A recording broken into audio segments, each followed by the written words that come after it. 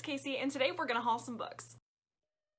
So these are all of the books that I got for Christmas. I think there's like 15 of them, so we're just gonna go ahead and get started. The first two books I have are The Killing Moon and The Shadowed Sun by N.K. Jemisin. So together these make up the Dreamblood Duology, which is I think the only N.K. Jemisin series that I was missing up until this point, so I should have basically everything now. If I'm being perfectly honest with you, I have no idea what this series is about, like zero clue whatsoever, but I've read the Inheritance trilogy, the Broken Earth trilogy, and The City We Became, and I really love N.K. Jemisin's writing, and so I wanted to just kind of finish off my collection of her series. I think she has a collection of short stories that I don't have yet, but other than that, this should be her series. So I wanted to go ahead and finish that off, but I could not tell you what this is about. I know it's a fantasy. I think there is some kind of a mystery going on.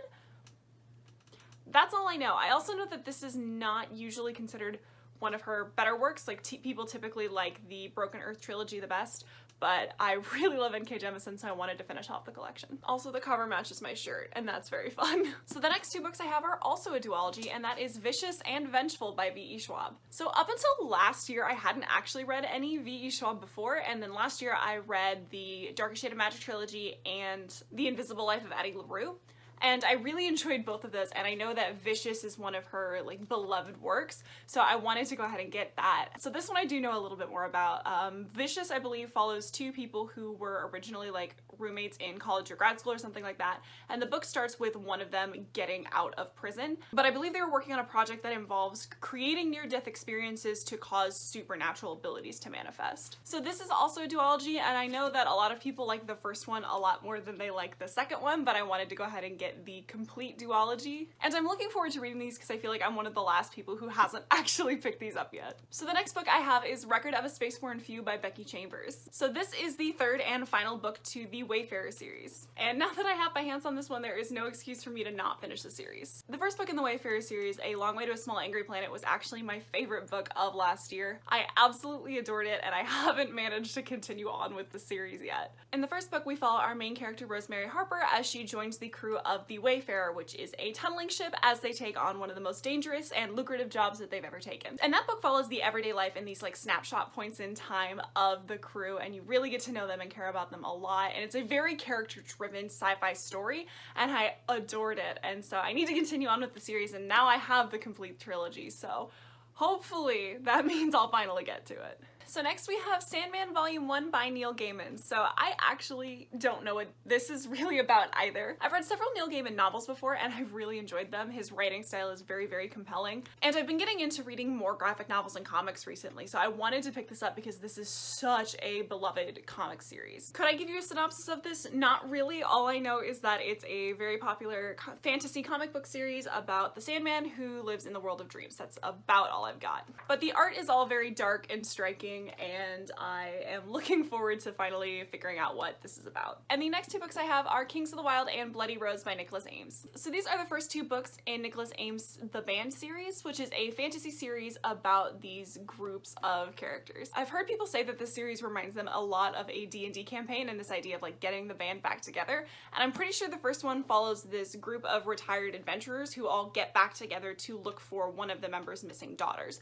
And I know the kind of twist in these books is that they are all modeled after like 70s rock bands, so each of the members of the adventuring party plays a different role in what would typically be a band. So like you have your lead singer, your guitarist, your bassist, and they all act like those stereotypical personality tropes. And I've heard that this is overall just like a great time of a book. Like it's very fun, it's very fast-paced and funny, and I'm definitely looking forward to it. And then the second book, I think, is based on like female rock bands. But overall, this is a series I have heard a ton of great things about, and I am very excited to finally start. Next, we have The House on the Cerulean Sea by T.J. Klune. This was also one of my favorite books of last year, but I borrowed it from the library at the time, and I loved it so much that I wanted to get my own copy so I could reread it. The House on the Cerulean Sea is a low fantasy series about a man named Linus who works for a social service organization that investigates orphanages and homes for the care of magical children. And one day Linus gets assigned to go investigate this orphanage that is supposedly housing some difficult or dangerous children, and he goes to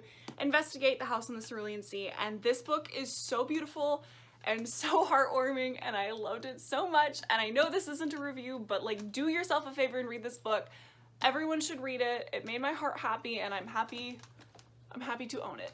Next we have My Hero Academia Volume 3 by Kohei Horikoshi. This series is set in a world where about 80% of the population have manifested what are called quirks, which are essentially superpowers that vary dramatically in strength. And this series follows our main character Midoriya, who is born without a quirk, but he wants to become the #1 superhero. I've watched a lot of the anime before, so I'm slowly making my way through the manga, and so we're up to Volume 3 now. But this is a really fun series, and I've definitely been enjoying going through and actually physically reading all of these and having them on my shelves. Next.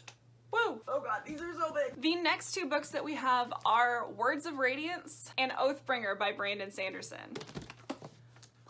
These two I am not gonna hold up the whole time. Oh.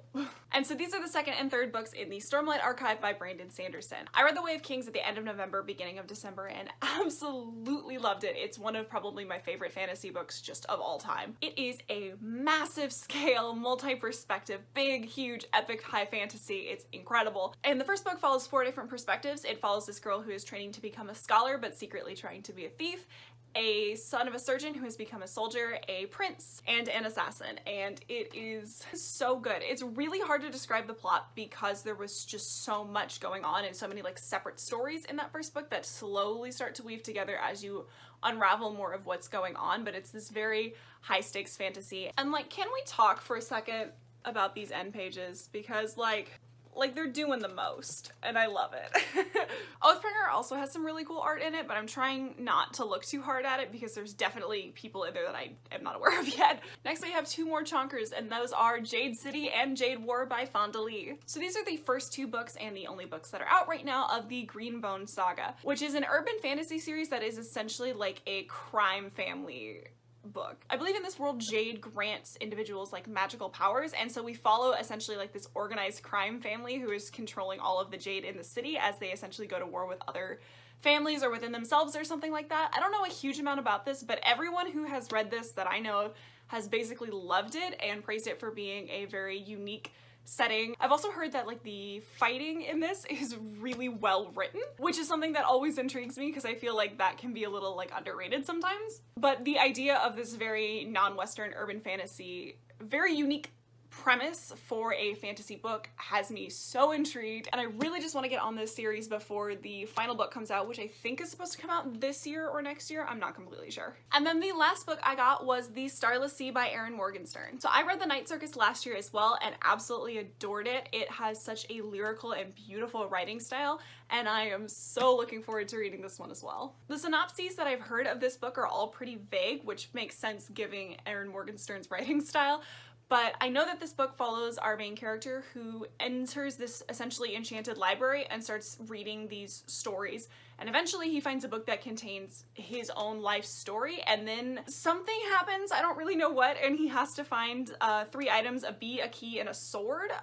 That's all I know. I know this is extremely whimsical and lyrically written and beautiful, and I'm so excited about it. We have to talk about this cover because, oh my god, look at this. Just look at it. It's so pretty. It's so pretty. All of my books have the dust jackets on, but I'm so tempted to leave this one off just because of how flippin' gorgeous this is. But okay, that is all of the books that I got for Christmas. If you guys have read any of these, please help me figure out how to prioritize them because I am so very excited about all of these and I really want to get to them. I have no idea where they're gonna go. Like, I am fully out of space. But alright, I think that's all I've got for you guys today. If you want to keep up with what I'm reading, I have a link to my Goodreads down in the description below. But other than that, I'll see you guys next time. Now I gotta reorganize my shelves. What?